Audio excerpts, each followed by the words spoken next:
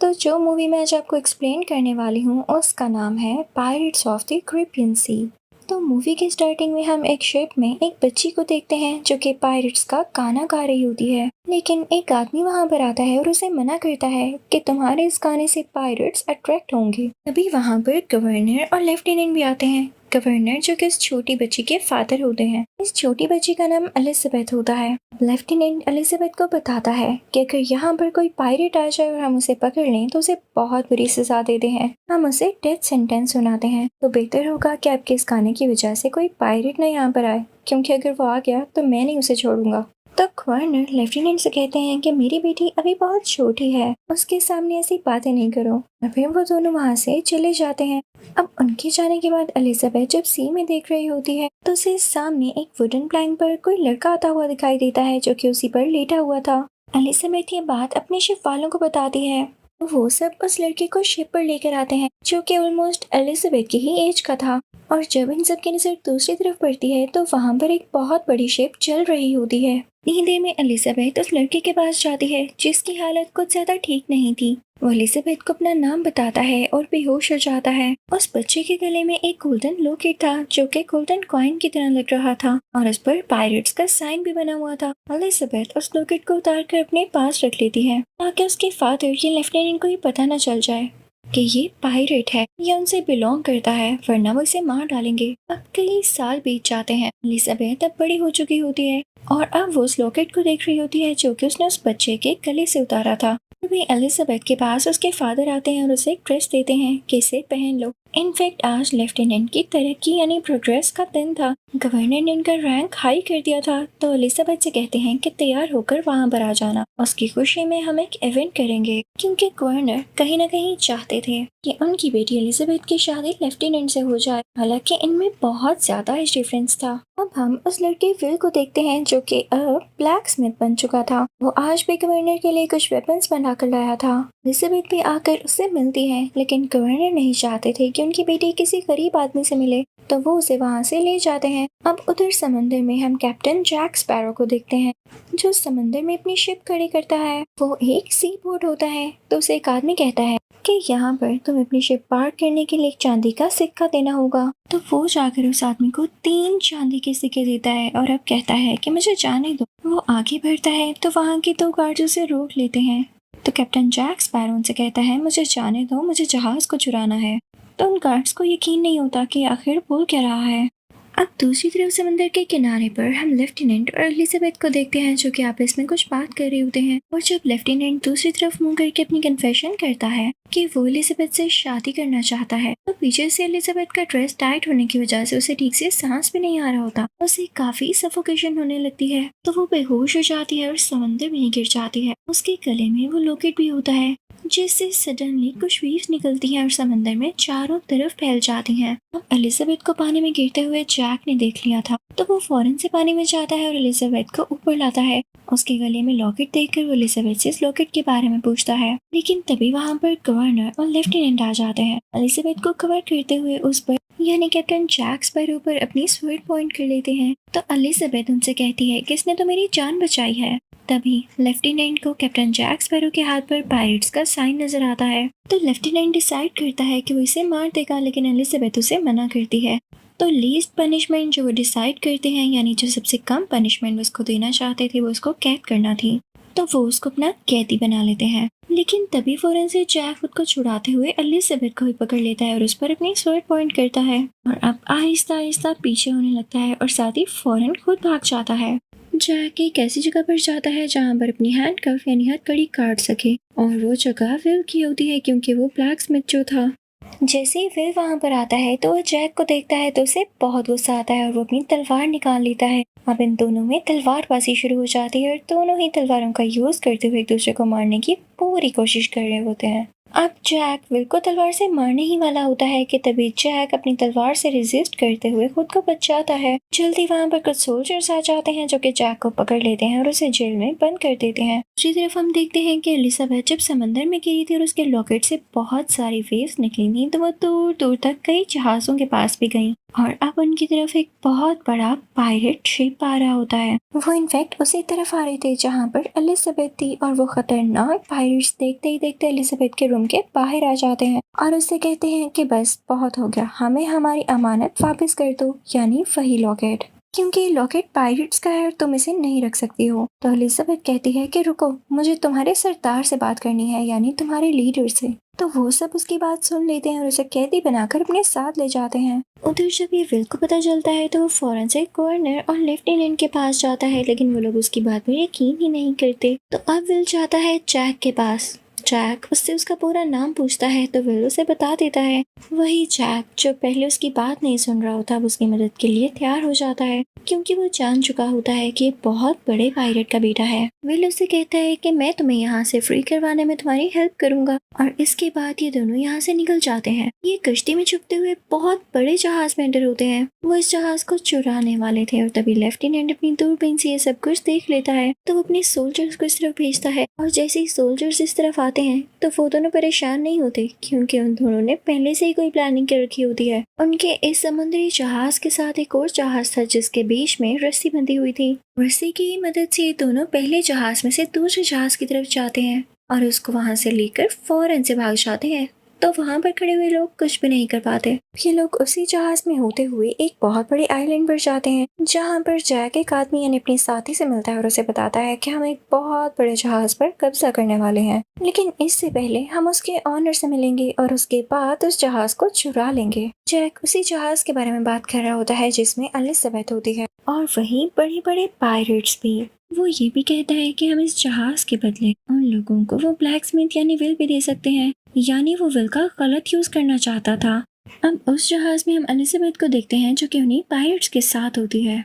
अब उन पायरेट्स का लीडर एलिजाबेथ से कहता है कि ये गोल्डन कॉइन जो मुझे तुमसे मिला है, ऐसे कॉइन्स 881 और भी थे, और ये आखिरी कॉइन था जो कि मैं हासिल करना चाहता था। ये कॉइन्स बड़े बड़े पायरेट्स के पास होते थे, लेकिन जब ये पायरेट्स के पास नहीं रहे तो ये कर्स्ड हो गए, क्योंकि पायरेट्स ये गलत कामों से हासिल करते थे। और इन कॉइन्स के बारे में भी यही कहा चाहता था कि जो इन्हें यूज करेगा या अपने पास रखेगा या चुराएगा वो भी कर्ज में आ जाएगा, यानी कर्स्ड हो जाएगा। अब हमें ये सीक्रेट पता चला कि हम चाहें तो इन सब सिक्कों को यूज कर सकते हैं, हम भी कर्ज तो हो जाएंगे, इमोर्टल हो जाएंगे।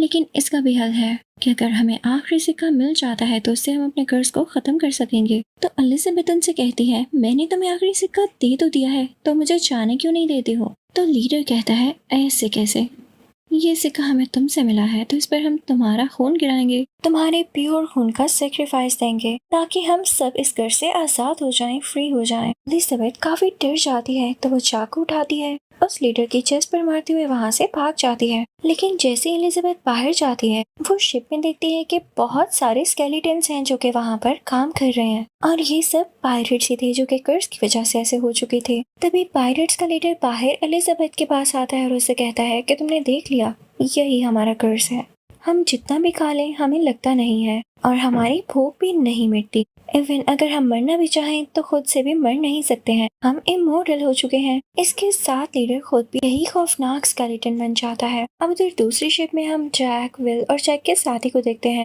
जो कि विल को बता रहा होता है कि जैक पता है क्यों इतनी बड़ी शिप हासिल करना चाहता है, क्योंकि वो भी कभी उसका हिस्सा हुआ करता था, उन पायरेट्स के साथ हुआ करता था। लेकिन उन लोगों ने जैक को एक दिन एक आइलैंड पर अकेला छोड़ दिया और इसी चीज का बदला जैक उनसे लेना चाहता है। अब हम उन पायरेट्स के लीडर को देखते हैं जो कि एलिजाबेथ को अपने साथ उसे केव में लाता है जहाँ पर और भी गोल्डन सिक्के होते हैं, लेकिन वहाँ पर आखिरी सिक्का रखने के लिए उसने उस पर एलिजाबेथ का खून भी लगाना था। तो वो एलिजाबेथ के हाथ पर कट लगाता है और उसका खून उस पर लगाकर वो सिक्का भी उस ट्रेजर में फेंक देता है। लेकिन नोट करता है कि इसके बाद भी वो और उसके साथी कर से आजाद नहीं हुए, तो वो एलिजाबेथ को थप्पड़ मारता है जिससे वो नीचे गिर जाती है और बेहोश हो जाती है। वहाँ पर विल को देखते हैं जो कि चुपके से आया होता है, वो एलिजाबेथ को होश दिलाता है, गोल्डन कॉइन को भी उठाता है और अब एलिजाबेथ को अपने साथ बाहर ले आता है, क्योंकि सब पायरेट्स आपस में बिजी थे कि खुद को घर से आजाद किस तरह करवाया जाए, इसलिए वो उन्हें नोटिस ही नहीं करते। लेकिन जब जैक वहाँ से निकलने वाला होता है तो उसे पकड़ लिया जाता है। जैक उनसे कहता है, मुझे छोड़ दो, अगर तुम मुझे छोड़ दोगे तो मैं तुम्हें उस आदमी का पता बता दूंगा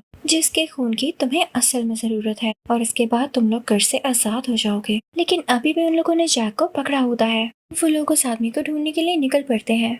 अब दूसरी तरफ हम शिप में एलिजाबेथ और विल को देखते हैं। वो काफी डरे हुए होते हैं कि पायरेट्स उनकी बोट पर अटैक न कर दें, और जिस बात का डर था वही होता है। वो पायरेट्स इनकी बोट पर अटैक कर देते हैं और काफी तीर चलाते हैं, बुलेट्स चलाते हैं, और फाइनली इनकी बोट में आकर एलिजाबेथ और विल को भी अपना कैदी बना लिया जाता है। अब यहाँ पर पायरेट्स का लीडर जानता था कि विल ही वही लड़का है जिसके खून की हमें जरूरत है, क्योंकि एक बहुत बड़े पायरेट का बेटा है, और तो और ये कर्स भी नहीं है और हमें कर्स से आजाद करवा सकता है। अब इसके बाद पायरेट्स का लीडर शिप में एक बहुत बड़ी लकड़ी का पीस रखता है और उस पर से एलिजाबेथ को गुजरवा कर उसे पानी में जाने का कहता है, और उस वुडन प्लैंक को हिलाता है ताकि एलिजाबेथ पानी में गिर जाए। एलिजाबेथ पानी में गिर जाती है और इसके फौरन बाद वो जैक से कहते हैं, प्यारे जैक, तुम्हें याद तो होगा कि कई साल पहले हमने तुम्हें इसी आइलैंड पर छोड़ा था और अब फिर से छोड़ रहे हैं। इसके साथ वो जैक को भी पानी में गिरा देते हैं। अब एलिजाबेथ और कैप्टन जैक स्पैरो पानी में से होते हुए एक आइलैंड तक पहुंच जाते हैं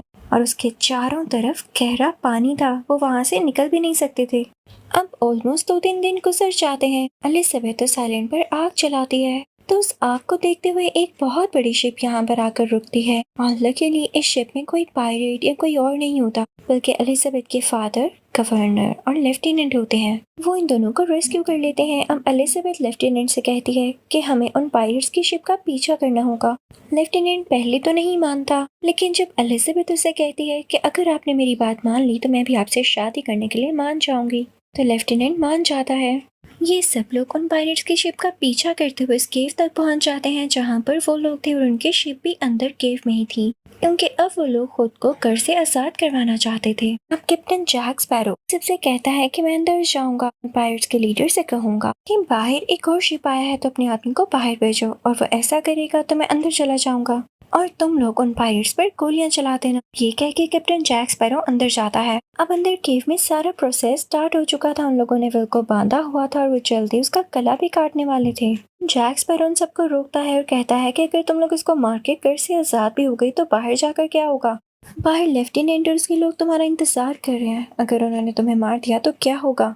तो अब मेरी बात गौर से सुनो, तुम यहाँ केव में बेचारे विल को मारने की बजाय बाहर जाओ, उन लोगों को मारो, उनके शिप पर कब्जा कर लो, और इस तरह से तुम लोग जीत भी जाओगे। तुम लोगों के पास 2-2 शिप्स होंगी, और फिर उसके बाद यहाँ केव में आके खुद को कर से आजाद करवाना, ताकि जब तुम बाहर जाओ तो बाहर तुम्हें कुछ कोई कहने वाला न हो। सब लोगों को कैप्टन जैक स्पैरो की बात बहुत पसंद आती है। फिर में कैप्टन जैक स्पैरो उस ट्रेजर में से एक गोल्ड कॉइन निकाल लेता है। उसने चालाकी के साथ ऐसा किया होता है, क्योंकि जब तक उस ट्रेजर में सिक्के ही पूरे नहीं होंगे तब तक उनका कर्ज भी खत्म नहीं हो पाएगा। अब ये लीडर अपने सब पायरेट्स को बाहर भेज देता है और अब पायरेट्स में और बाहर के लोगों में लड़ाई शुरू हो जाती है।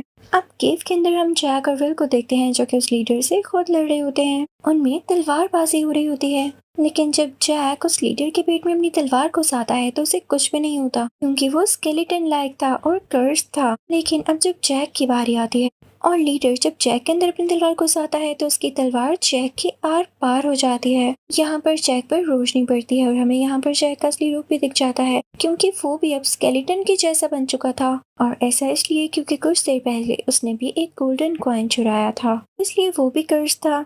तो लकीली उसका मरना यहाँ पे अब पॉसिबल नहीं था। तो यहाँ पर जैक को एक आइडिया आता है। उसके पास जो गोल्डन कॉइन था उस पर अपना खून लगाता है और उसे विल की तरफ फेंकता है। विल उसे कैच कर लेता है और तभी वहाँ पर एलिजाबेथ आती है। लीडर जब उसे देखता है तो एलिजाबेथ पर गन पॉइंट कर लेता है और अब जैक स्पैरो भी लीडर पर गन पॉइंट कर लेता है और यहाँ पर गोली की जोरदार आवाज आती है। हमें ऐसा लगता है जैसे लीडर ने एलिजाबेथ को मार दिया हो, लेकिन असल में जैक ने लीडर पर गोली चलाई होती है। तो यहाँ पर लीडर जैक से कहता है, इस गन में आखिरी बुलेट थी और वो भी तुमने मुझ पर चलाकर साया कर दी। क्या तुम नहीं जानते कि मैं एक स्केलेटन और मुझे कुछ नहीं हो सकता? तो जैक उसे कहता है, नहीं, ये तुम्हारी सोच है। और इसी के साथ वो 2 सिक्के जो उसके पास होते हैं वो ट्रेजर में उछाल देता है, यानी उसमें फेंक देता है। उसके फौरन बाद वो लीडर इंसान बन जाता है, यानी उनका कर्ज खत्म हो चुका था और अब उस पर बुलेट का असर होने लगता है। तो उस लीडर की अब यहाँ पर ही मौत हो जाती है। बाहर हम बाकी पायरेट्स को देखते हैं जो कि नॉर्मल इंसान बन चुके होते हैं, तो वो सब अपने वेपन्स नीचे फेंक देते हैं। इन्हें असल में यकीन नहीं आया होता तो अब कहते हैं कि हम वॉर नहीं करेंगे क्योंकि जो ये लोग चाहते थे वो इनको यूं ही मिल गया था। अब हम देखते हैं कि कैप्टन जैक स्पैरो को फांसी दी जा रही होती है और वहाँ पर विल भी होता है। वो सीधा उस जगह जाता है जहाँ पर एलिजाबेथ भी थी। वो उसे कन्फेस करता है कि वो उसे पसंद करता है और उसके फौरन बाद वो जाता है कैप्टन जैक स्पैरो को फांसी से बचाने के लिए। विल उसकी रस्सी को खोलते हुए गार्ड्स को धक्का देते हुए उसे अपने साथ ले आता है और उसका हाथ पकड़ के भागने लगता है। लेकिन इनकी किस्मत ज्यादा अच्छी नहीं होती कि यहाँ निकलने से पहले ही लेफ्टिनेंट के सोल्जर्स इनको घेर लेते हैं और इन पर अपनी स्वर्ड तान लेते हैं, यानी स्वर्ड पॉइंट कर लेते हैं। तो अब यहाँ पर एलिजाबेथ गवर्नर के साथ आती है। वो विल को बताती है कि वो विल को पसंद करती है। जैक स्पैरो यहाँ से मौका देखते हुए भाग जाता है, पानी में कूद जाता है। सामने उसके साथियों का शिप होता है जो उसे बचाने आए थे। उस तरफ हम लेफ्टिनेंट को देखते हैं जो कि ब्लैक स्मिथ यानी विल से माफी मांगता है। गवर्नर भी अपनी बेटी से कहता है कि मैं तुम्हें खुश देखना चाहता हूँ और इसी के साथ वो अपनी बेटी को विल से शादी करने के लिए अलाउ कर देते हैं। अब उधर हम कैप्टन जैक स्पैरो को उसे शिप में देखते हैं जो कि अब उस शिप का कैप्टन बन चुका होता है। इसी तरह से उसका ये ख्वाब पूरा होता है। इसी के साथ ये मूवी भी एंड होती है। Thank you for watching.